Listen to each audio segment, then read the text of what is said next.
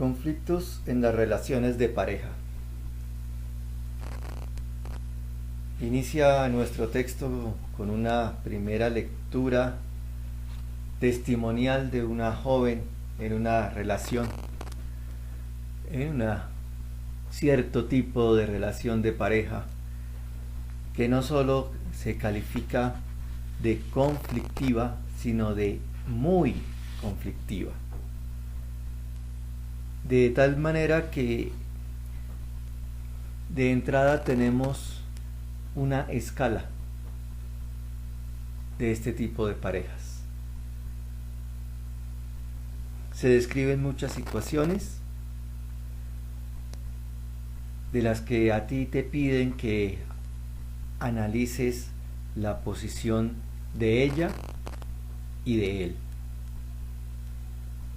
Y hay un punto interesante en esas preguntas, cuando preguntan por la autoestima, el amor propio que se tiene ella y el amor propio que se tiene él. Valga decir que aunque lo más frecuente es que se dé este tipo de relación en que el muy conflictivo o el conflictivo sea él, también se da en sentido contrario, en que la conflictiva o la muy conflictiva sea ella. Y como también se dice, al que no le gusta el caldo se le dan 2 tazas, también se encuentran parejas en que ambos son conflictivos o muy conflictivos.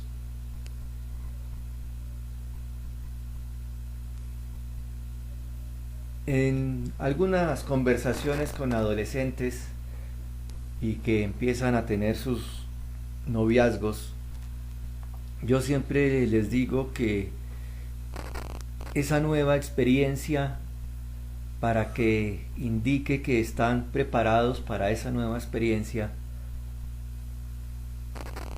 es que no va a cambiar su responsabilidad, por ejemplo, en relación con la familia, su relación con la familia, sus obligaciones con el colegio, y con su tiempo de deporte, de ocio, de pintura, de música, de lo que sea.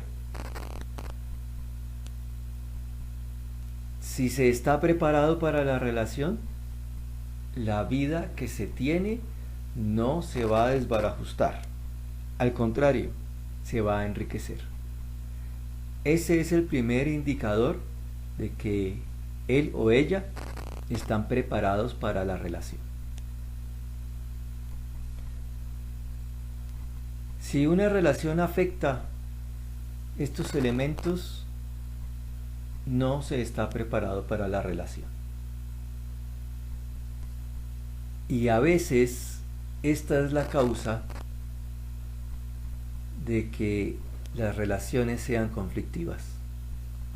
Se me fue complicando la vida y entonces de manera inconsciente puedo decir que es culpa de mi pareja.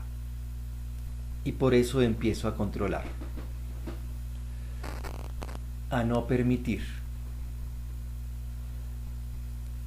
Ciertamente a mí no me gusta ver esas parejas en que se prohíben cualquier tipo de relación con amigos y amigas. Ese ya es un síntoma de que el asunto no anda bien. Ahora, es importante reconocer que cada uno tiene derecho a su tiempo personal e incluso a su intimidad personal, a estar con uno mismo. Y si nosotros ponemos una tablita en la cual vemos las posibles combinaciones en que cada uno quiere estar con su pareja o quiere estar, bien sea con su familia, con sus amigos o consigo mismo, pues tenemos 4 posibilidades. Una, la que se espera y que se da, es que ambos quieren estar con su pareja. Una segunda posibilidad, y para que quede claro, las voy a separar. La segunda es, él no quiere estar con su pareja, sino con su familia, sus amigos o su vida íntima, personal, su espiritualidad. Ese es el segundo caso. Ella sí quiere.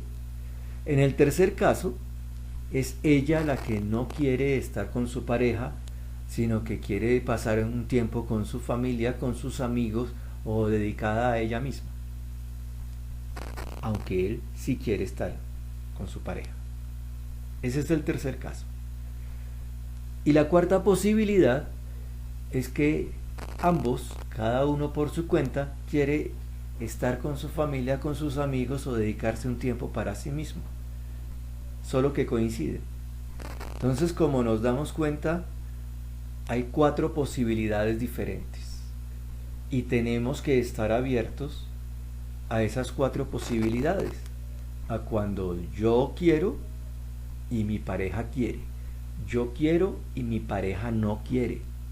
Mi pareja quiere y yo no quiero. Y ambos no queremos. No queremos compartir un tiempo, no queremos pasar un tiempo juntos. Conozco parejas que pretenden estar todo el tiempo juntos y toda esa tensión que se acumula la proyectan hacia afuera, hacia los demás. Entonces aprendamos a ver desde tempranas edades cómo son nuestras relaciones. Incluso cómo son las relaciones con todos, nuestras relaciones de amistad. ¿Son conflictivas? ¿Son agresivas? ¿Tenemos violencia simbólica entre amigos, entre compañeros?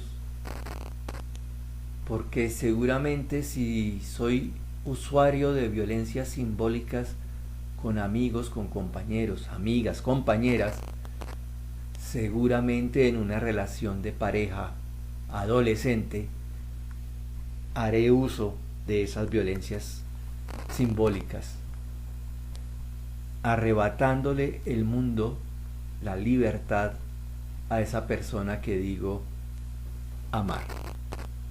Entonces, aprendamos a reconocernos a nosotros mismos en nuestras actitudes, aprendamos a reconocer en nosotros, amigos, amigas, pareja, estas actitudes. No solo tengamos la tendencia a decir que son los otros. Y preparémonos también para esas alternativas de prevención. ¿Qué podemos hacer? ¿Qué herramientas? ¿Qué relaciones? ¿A quién acudir cuando empecemos a sentir una relación de este tipo?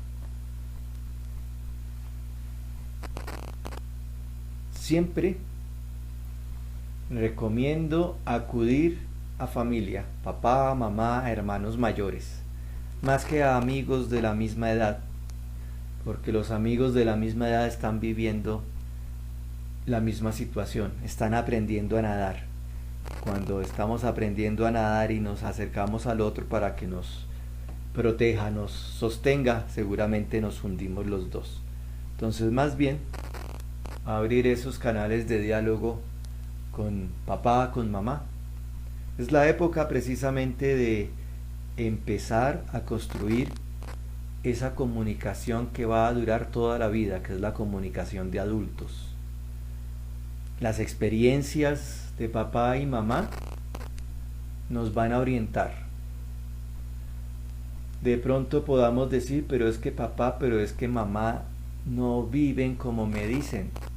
Me doy cuenta que no es así.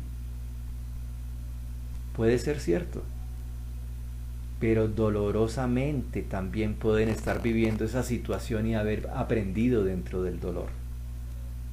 Entonces, sigamos los consejos que nos dan sin juzgarlos, sin decir que no tienen esa altura moral, digamos, para orientarnos. Vayamos tejiendo lazos de confianza, porque esos lazos de confianza son los que cuando vayamos creciendo y tengamos problemas mayores, son los que van a ser nuestro apoyo. Y como les digo, llegará el momento en que la relación padres-hijos va a ser una relación entre adultos. Entonces hay que empezar a sembrar desde ahora las bellas semillas de ese árbol de la relación de adultos entre diversas generaciones.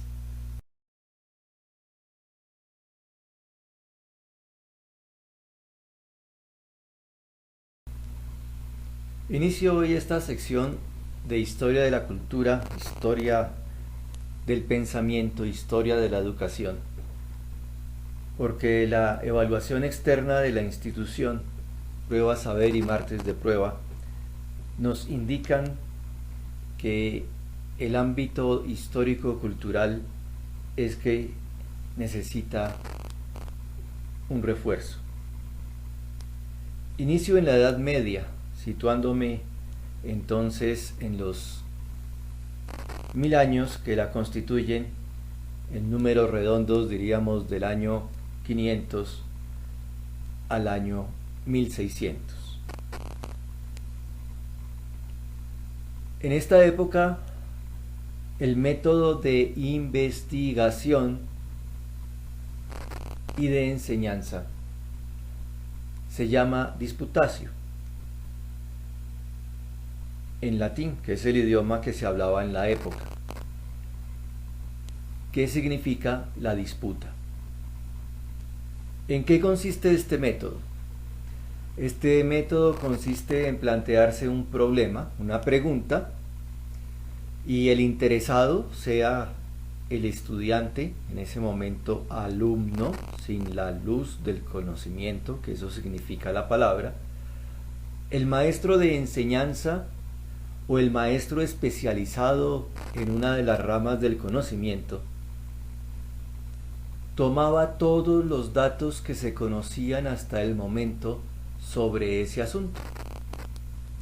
En ese momento pues se tomaban los datos de las bibliotecas que existían en solo algunos lugares, porque los libros se hacían a mano, se copiaban a mano. Entonces, en esta biblioteca recogía todos los datos posibles, luego daba el segundo paso, que era clasificarlos en los que eran favorables a responder de una manera la pregunta y los que estaban en contra de esa manera de responder la pregunta. El tercer paso consistía en analizar o bien los grupos de datos de uno y otro, o bien datos representativos para establecer lo que hoy llamaríamos el pro y el contra, lo que está a favor y lo que está en contra. Y en la cuarta etapa, el método llevaba a que se presentara una posición propia, con una posición crítica frente a los datos que se habían recogido y asumiendo entonces también una respuesta con base en ese análisis crítico. Este fue el tipo de enseñanza hasta 1500-1600, digamos, hasta antes del descubrimiento de América. Luego tenemos ese movimiento del Renacimiento y de la Ilustración, en que se toman otras fuentes, otras culturas, otros métodos también, que van a dar como resultado una explosión de información y de posturas. Entre otras razones, porque los libros ya no se hacen a mano, sino porque existe la imprenta y es mucho más fácil la circulación de los libros e incluso la circulación de las nuevas posturas de los autores. En el Renacimiento y en la Ilustración, entonces, el lema es el siguiente: atrévete a pensar. atrévete a pensar. Y eso significa ampliar el horizonte de datos y de criterios con los cuales examinar esos datos. Y empiezan entonces con mayor agilidad los cruces epistolares o de cartas entre unos intelectuales y otros. Y empieza a reunirse el conocimiento para publicarlo, hacerlo público en lo que se llamó la enciclopedia, que no es otra cosa que recoger por especialistas, por sabios, se decía entonces, los saberes, los conocimientos que había hasta entonces. Hasta entonces era posible que una sola persona dominara los distintos campos del conocimiento. Es esa época en que surge una nueva clase de pensamiento, que es el pensamiento científico, que se basa, que se fundamenta, que tiene sus raíces en ese método medieval de la disputa y que agrega la observación de donde salen otros datos. Entonces son los datos de la observación o de la experimentación unidos a los datos de la tradición intelectual que se encuentra en las bibliotecas antiguas y las recientes de la imprenta. Como se ve, la ciencia no es una ruptura del pensamiento o de la historia que venía dándose.